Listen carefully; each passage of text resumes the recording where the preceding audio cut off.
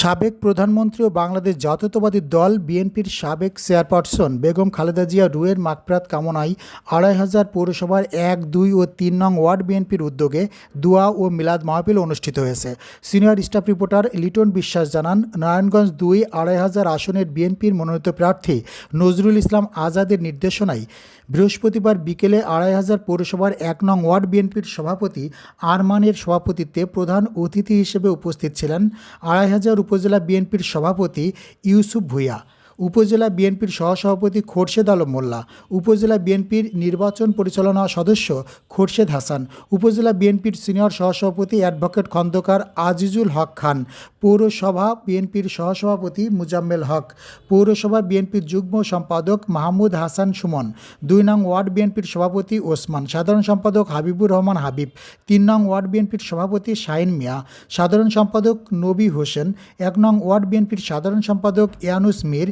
উপজেলা ছাত্রদলের সাবেক সাংগঠনিক সম্পাদক আবুল বাশার বাদশা সহ বিএনপির অঙ্গ সহযোগী সংগঠনের নেতাকর্মীরা উপস্থিত ছিলেন।